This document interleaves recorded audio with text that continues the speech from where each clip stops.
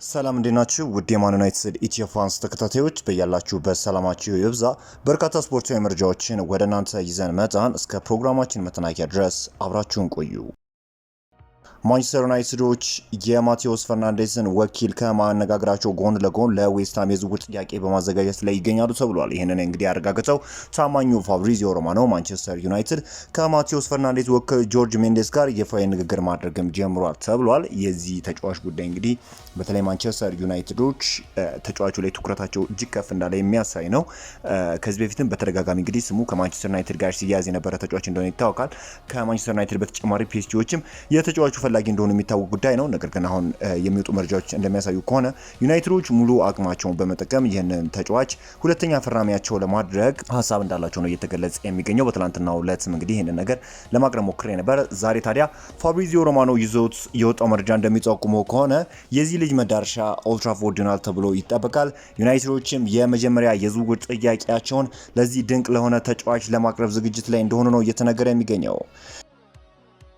የጀርመኑ ክለብ ባየር ሙኒክ ለማርከስ ራሽፎርድ የዝውውር ጥያቄ ለማቅረብ በቁም ነገር እያሰበ ይገኛል ተብሏል። ተጫዋቹ እንግዲህ ወደ ባርሴሎና የሚያደርገው ዝውውር ኦልሞስት እንግዲህ እንዳበቃለት እና ታዲያ የጀርመኑ ክለብ ባየር ሙኒክ ተጫዋቹን ለማስፈረም ማንቸስተር ዩናይትዶች የሚጠይቁትን የዝውውር ሂሳብ ለማቅረብ ዝግጁ እንደሆኑ እየተገለጸ ይገኛል። ምንም እንኳን ማርከስ ራሽፎርድ በባርሴሎና ድንቅ የሚባል የውድድር ዓመት ቢያሳልፍም ነገር ግን ባርሴሎናዎች በሱ ምትክ እንግሊዛዊውን አንቶኒ ጎርደንን ለማስፈረም ከስምምነት መድረሳቸው ይታወቃል። ስለዚህ ይህ እንግሊዛዊ ተጫዋች ወደ ባየር ሙኒክ የሚሄድ እድሉ እጅግ ሰፊ እንደሆነ ነው እየተነገረ የሚገኘው። የቀድሞ የማንቸስተር ዩናይትድ አሰልጣኝ አሞሪም በሚላን ዋና አሰልጣኝ እጩዎች ዝርዝር ውስጥ ይገኛል ተብሏል። በሚቀጥሉት ሰዓታት ውስጥም ቀጥተኛ ድርድሮች ይደረጋሉ ተብሎ ነው የሚጠበቀው። እንግዲህ ይህ አሰልጣኝ በማንቸስተር ዩናይትድ ቤት ጥሩ የሚባል ጊዜን ማሳለፍ አልቻለም እና ይህ አሰልጣኝ እንግዲህ ወደ ሚላን ወይም ወደ ጣሊያን የሚሄድ እድሉ ሰፊ እንደሆነ ነው እየተገለጸ የሚገኘው።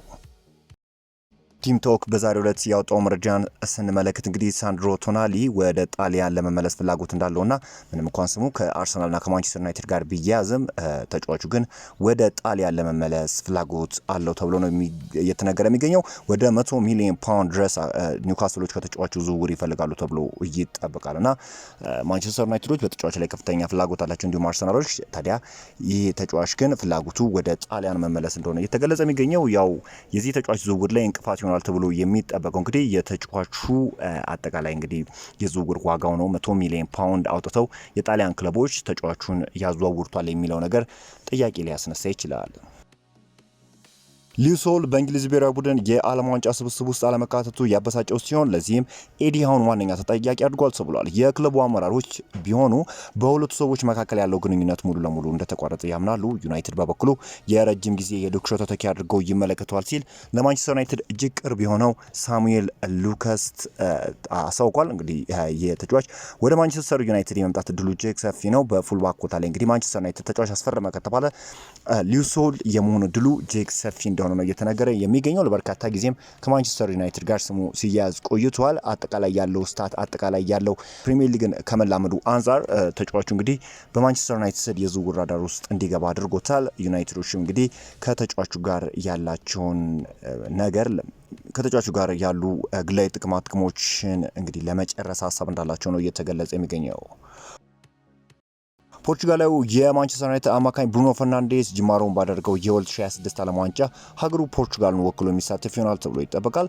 አማካኙ ይህኛው የዓለም ዋንጫ የሀገሩ ፖርቹጋል ብሔራዊ ቡድን በመወከል ግልጋሎቱን የሚሰጥበት ሶስተኛው መድረክ ሲሆን ተጫዋቹ ከዚህ ቀደም በ2018 በራሽያ እንዲሁም በ2022 ደግሞ በኳታር አስተናጋጅነት በተካሄዱት የዓለም ዋንጫ ውድድሮች ላይ መሳተፉ ይታወሳል እና እንግዲህ ለክለቡም እንግዲህ የሚገባውን ነገር መስጠት የቻለ አሰልጣኝ ነው። እንግዲህ ከብሩኖ ፈርናንዴዝ ጋር ያዘ መረጃ አለ። እንግዲህ ቼልሲዎች ለብሩኖ ፈርናንዴዝ እስከ 70 ሚሊዮን ፓውንድ ድረስ የሚደርስ ጥያቄ ለማቅረብ ፍላጎት እንዳላቸው ነው እየተገለጸ የሚገኘው። ይህ ነገር ይሳካሉ የሚለው ነገር እንግዲህ ጥያቄ ሊያስነሳ ይችላል።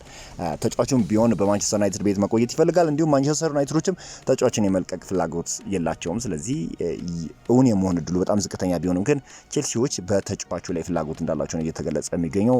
ምናልባትም እንግዲህ የኢንዞ ፈርናንዴዝ ከቼልሲ ቤት የመልቀቅ እድል እንዳለው ይታወቃል እና የተጫዋቹ ሁኔታ አጠራጣሪ እንደሆነ የሚታወቅ ጉዳይ ነው። ስለዚህ ቼልሲዎች የብሩኖ ፈርናንዴዝ ሁኔታ ለመከታተል ሀሳብ እንዳላቸው እየተነገረ የሚገኘው።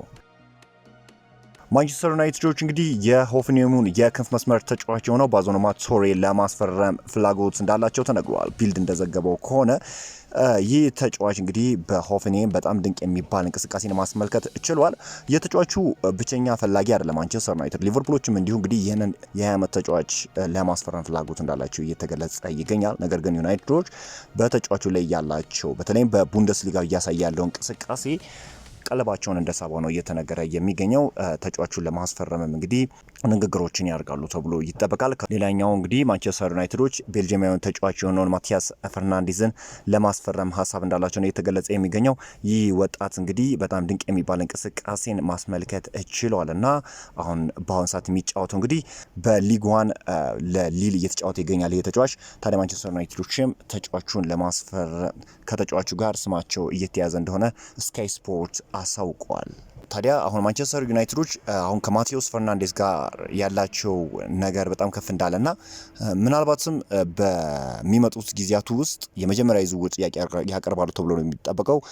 ይህንን ዜና በማጠናከርበት ወቅትም የደረሰ መረጃ ይህንን ይመስላል። ማቴዎስ ፈርናንዴዝ እንግዲህ በዌስትሃም ቤት በጣም ጥሩ የሚባል እንቅስቃሴን ማስመልከት የቻለ ወደፊት እንግዲህ በጣም ድንቅ ብቃታቸውን ወይም አቅማቸውን አውጥተው ይጠቀማሉ ከሚባሉ ፖርቹጋላዊ ተጫዋቾች ውስጥ እንደሆነ ይታወቃል እና ፒኤስጂም በተጫዋች ላይ ፍላጎት አለው። ዩናይትዶችም ይህንን ተጫዋች ለማግኘት ወሳኝ የሆኑ ስራዎችን እየሰሩ እንደሆነ እየተነገረ ይገኛል።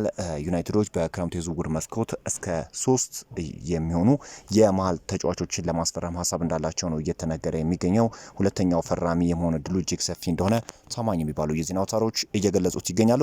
ይህንን ዝውውር እንዴት ትመለከቱታላችሁ? የመሳካት እድሉ እጅግ ሰፊ ነውና እንዴት ትመለከቱታላችሁ? በኮመንት ሴክሽን ላይ ያስቀምጡልኝ። አዳዲስ የሆኑ ስፖርታዊ መረጃዎችን ወደ እናንተ እናደርሳለን። ረፋዱን የወጡ ማንቸስተር ዩናይትድን የተመለከቱ ስፖርታዊ መረጃዎች እኚህን ይመስላሉ።